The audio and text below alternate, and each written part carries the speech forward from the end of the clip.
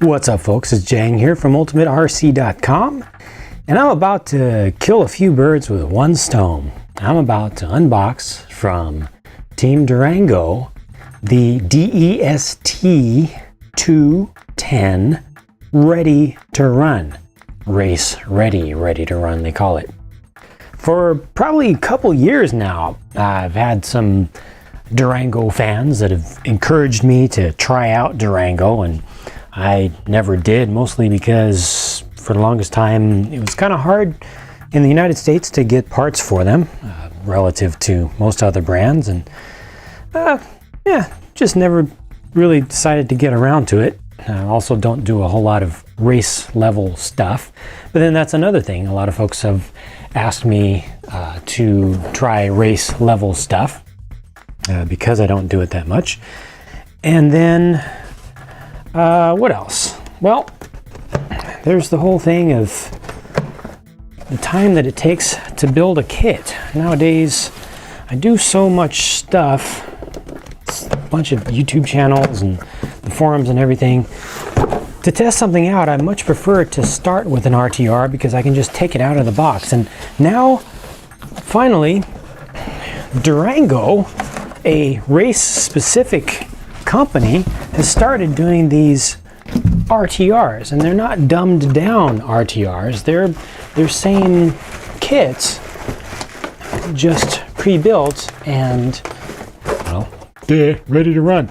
The other bird that I want to kill with this stone is the desired, sorry, it's kind of messy with the sound in the background and stuff, but the desire to try out stadium trucks again. I guess I had the ECX RTR entry-level circuit stadium truck, but for the most part I haven't done a lot of stadium truck stuff. Good old two-wheel drive electric stadium trucks.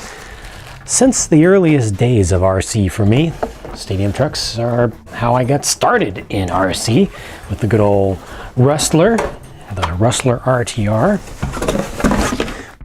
That's really what just launched all of URC. Started with Ultimate Traxxas and moved on to Ultimate RC. And I love stadium trucks, and I hope they'll never die. You know, they kind of took a little bit of a back seat to short course trucks for a while, but they have made a little bit of a comeback, and I've been wanting to get some of that. So here I'm able to get some of that with the DEST210. So this thing is now unboxed. Here is the instruction sheet manual thing, well, quick start guide. I'm assuming that their full manual is going to be online. I'm not going to open that up, but here's a bag of a bunch of parts. I see some body posts. I wonder if those body posts are for the short course version, because these are really tall. That's interesting. But what else is in here? Hinge pin block, maybe? A bunch of spacers, some extra ball ends, lots of ball ends. What else is in here? See a little shim for, I'm not sure exactly what that's for, but a bunch of little stuff, mostly, oh, some wait. Those toe blocks, they look like they're for an 1/8 scale. I don't know what all of this stuff is, bottom line, but I'll be finding that out over time. I'm gonna go ahead and show you this thing. You've seen that before if you've seen a handful of my videos. This is the Urgel Fly Sky, whatever, you know, one of those really cheap but effective working 2.4 gigahertz radios. And let's see which features this one has. This one has the trims and the reversing and steering dual rate. So just the usual stuff.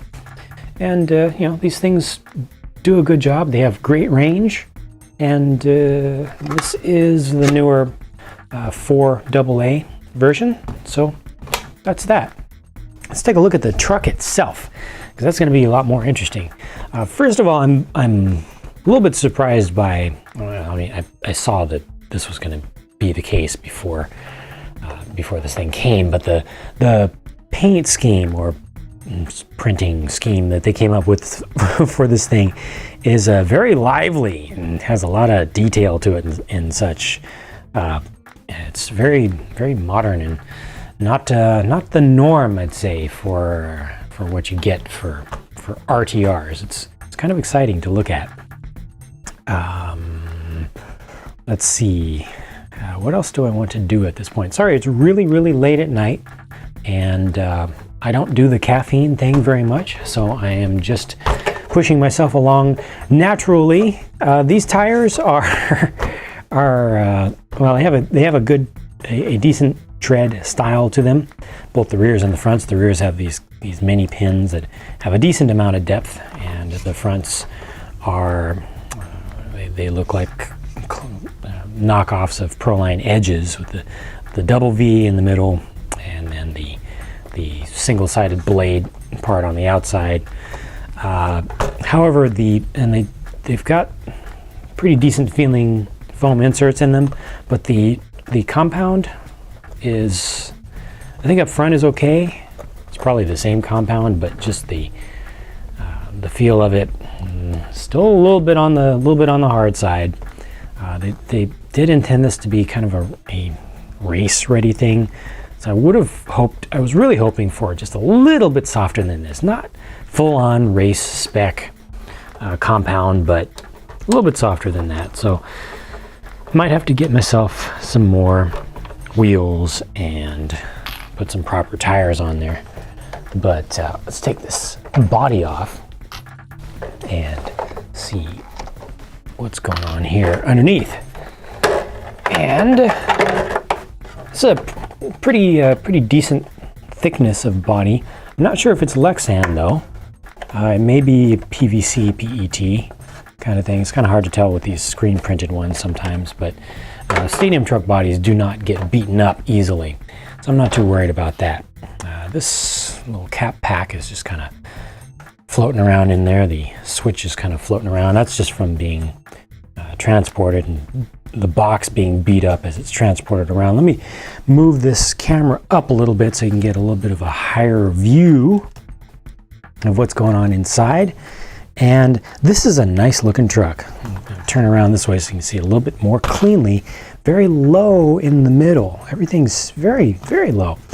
Notice that this one does have the plastic chassis. So if you're familiar with Team Durango stuff, look at think about the buggy, right? The DEX210, their race level two-wheel drive, rear-wheel drive buggy.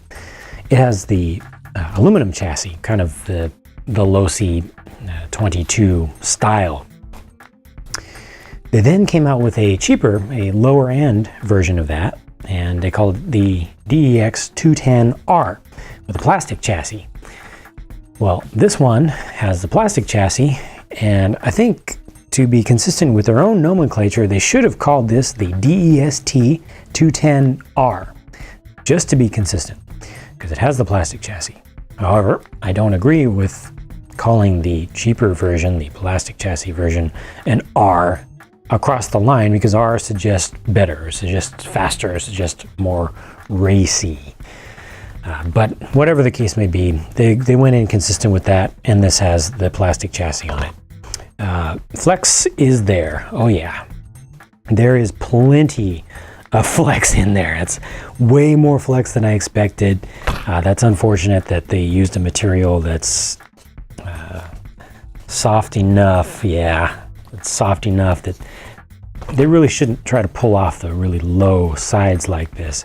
I see these pieces right here. I wonder if that's for the Nerf bars for future short, for the short course version. It just helps them with the mold or something. I don't know.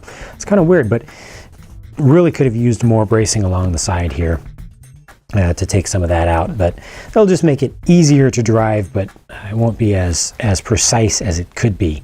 These shocks, though, for an RTR, holy crap, very nice.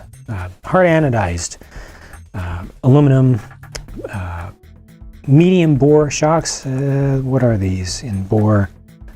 They call them big bore technology. I don't know what the exact thickness is. I'm gonna look off camera, see if it's shown on the box. but they're a little bit larger than the old norm, but not the biggest shocks that I've seen recently for this size, but decent. And the feel out of the box, plush. I have a feeling it's going to be a little bit on the soft side once you put the battery in. It's probably going to need a little bit more preload. It's sitting kind of low. Let's see, put your battery center it there. It's not going to be too bad, actually. It's going to sit pretty nicely. It's got a lot of droop, especially up front. So there's plenty of room to let those arms settle down in the air and soak up bumps. So this is probably going to take jumps or land jumps very nicely. Speaking of droop, on 10th scale vehicles, other than sedans, you don't usually see droop screws, but this guy has droop screws. They're on the other side of these little tabs, and you can see right there, big old droop screw, one on each side, and it looks like they have them on the rear as well, but interestingly enough, they're smaller in the back. But there you go. So that's a interesting thing that's unexpected, very much appreciated by me, because like I said, there's a ton of droop available, and I'm sure you can actually get a little bit more than that. Move your shocks inboard on this mount here a little bit, but that's a long way down. If you don't want to look at that, that's just getting up to taking the slack out of the spring. So for a race level vehicle, that's a lot. And the ability to take that out without disassembling your shocks completely and putting spacer underneath or a limiter underneath is something that I appreciate very much. What else have we got going on here? This servo saver looks like crap to me. Sorry, just being honest, it looks like a Tamiya M chassis saver. We'll see how well it actually works. I'm not going to fully pass judgment on it. This is just first impression based on what I'm seeing here. I forgot to mention that the shocks feel really smooth, and there's a lot of progressiveness to them. It feels like they got the geometry down pretty nicely, because it's really easy moving out here. It's a kind of a light range, and as it comes down, it very, very progressively stiffens up. So I think they got that right. Electronics here, you already saw that it had the FlySky 2.4 gigahertz radio system, and these things have tiny, tiny, tiny receivers, just so small. For an ESC, they've got a speed passion unit. So it's a speed passion combo here, and this is a pretty cheap, non-rebuildable brushless motor. I believe it's non-rebuildable. You can see it has little tabs pushed over on the ends, crimped. I haven't seen the front of it, but that's kind of new to me for brushless. It's not something that I've seen before. I like these terminals though, nice and large, and they give you direct contact, and they're right there kind of close in. And it's a censored motor. Check that out. It's a whole censored system that they've included here. It's a 13.5 turn motor, and you should be able to run this in super stock. I'm sure this thing has a blinking mode on it. These ESCs are derived from the Hobby Wing ones. Speed Passion does do their own customizations, and I believe they do some of their own software revisions also, but it's all firmware compatible with Hobby Wing stuff. And I think some of the hardware is shared also, but direct soldered on here. That's nice for minimum resistance. It's interesting looking. Oh, this does have a gear diff in it, and looks like the spurt. What is this? Slipper clutch is adjustable from this side? Huh? Well, that's interesting. Okay. No need then to take the cover off over here to adjust the slipper clutch. I will be putting a lot more time into investigating this thing because it's very intriguing to me. This transmission can be built, I believe, 4 different ways, or set up 4 different ways, not with the parts that are included with the RTR. They do not include all the parts for the different configurations, but you can get those parts, or if you get the kit, then it comes with the parts to make it a 3-gear standard rear transmission, a rear motor setup, a 4-gear rear motor setup, which will allow you to reverse your motor direction. It changes your front to rear weight transfer under acceleration. And then you can also do 3-gear mid motor, putting the motor up here, or a 4-gear mid motor setup. So all those different setups are available once you get the extra gear parts, and I'm not sure if there are any different mounting parts needed for that, or if those are included. But I'll definitely have to check that out a little bit more. They do have CVD style axles on the rear, and they do a nice job of capturing. There's a plastic ring that goes around the outside here. It just helps to keep a little bit of the crap from getting in there, a little bit of the dust, and helps to reduce lash just a little bit. Any space, any movement that the dog bone end could have in this direction is not allowed when you have that ring around there. And these ball ends, it looks like most of the ball ends on the vehicle can be accessed. They have holes in them, so they can be accessed. You can stick a driver down in there and take out the stud without popping the turnbuckle off. Just a little bit more convenience for the sake of working on the thing. It does have adjustable, it's got vertical ball studs inboard, so you can adjust your roll centers front and rear. And at the front, it looks like they've got 2 camber length options on the hubs and 2 options inboard, while at the rear, looks like there's only 1 option inboard, but there are at least 2 holes, possibly 3, probably 3 on the hubs. And you probably won't be able to catch the scale of it here. One more thing before I forget: captured pins, captured suspension pins, no E-clips there. Yay, down with E-clips forever. The wheels on this thing are silly. The hubs are not your standard 12 millimeter. They are not what they put on the buggy, which was 14 millimeter. They are 15 millimeter. 15 millimeter hubs. It is exclusive. It is unique to Durango. It's weird. It's going to be better at putting down the power, especially big power, without stripping, but it's proprietary. So I'm not a big fan of the proprietary stuff myself, but it looks like at least they've got the same, looks like the same wheel offset front and rear. I'm surprised there's actually a lot of offset there, a lot of negative offset. In other words, the wheels are pushed out a lot themselves, as opposed to having extra long A arms. They actually could have gone shorter, but it all works out, I'm sure. They've got little gouges already in the A arms here to accommodate how far the wheels move in. There's a lot of play right here towards the edges.